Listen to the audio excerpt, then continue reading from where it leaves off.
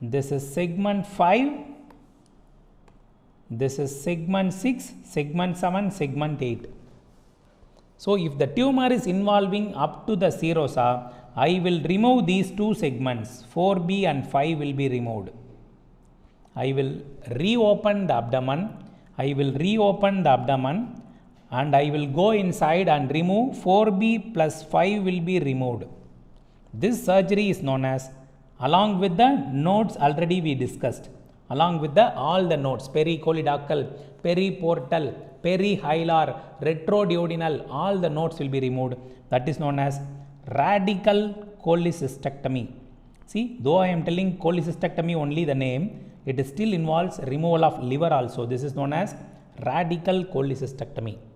So T1, I will do a simple cholecystectomy is enough. Simple cholecystectomy is enough for T1A.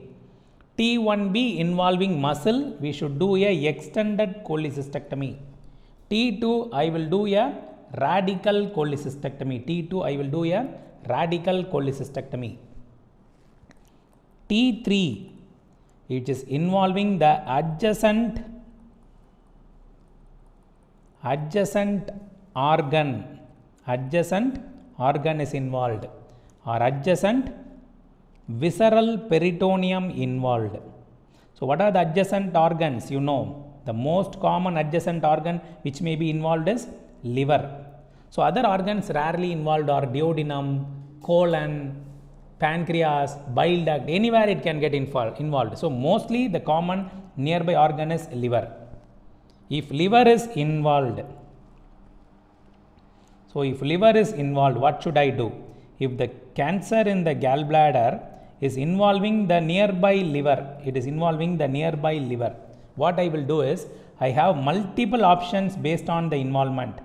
This is segment 2, this is segment 3, this is 4A, this is 4B, and this is 5, 6, 7, 8.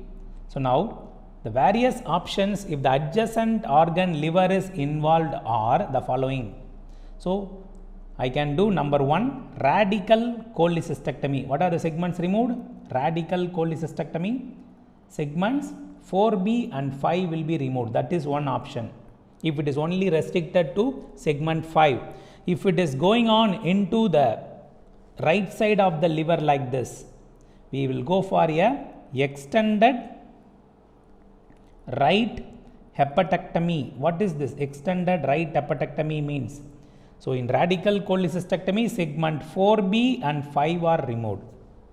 In extended right hepatectomy, we remove 4A, 4B, 5, 6, 7, 8 will be removed. That is known as extended right hepatectomy.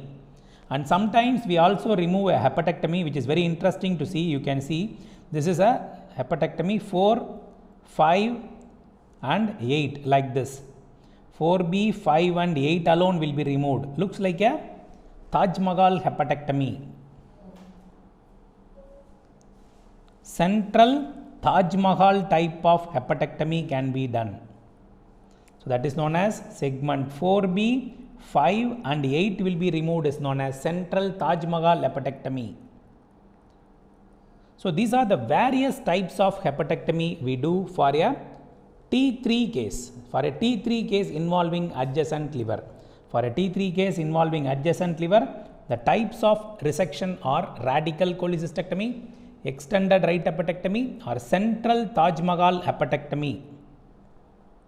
And T4 is more than one organ involved. T4 is more than one organ involved, or main hepatic artery and portal vein is involved. So these cases are condemned as inoperable cases. They are condemned as inoperable cases. So in a nutshell, let me tell you again, T1A involvement of only lamina propria, simple cholecystectomy enough. T1B with the negative factors, with the positive factors. With the negative factors, simple cholecystectomy enough. With the positive factors, we should do a extended cholecystectomy of 2 centimeter margin. T2, we should do a radical cholecystectomy.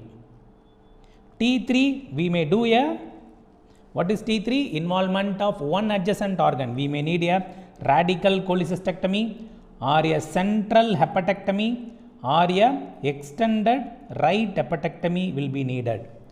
Inoperable. So please don't forget this T staging based management of gallbladder cancers.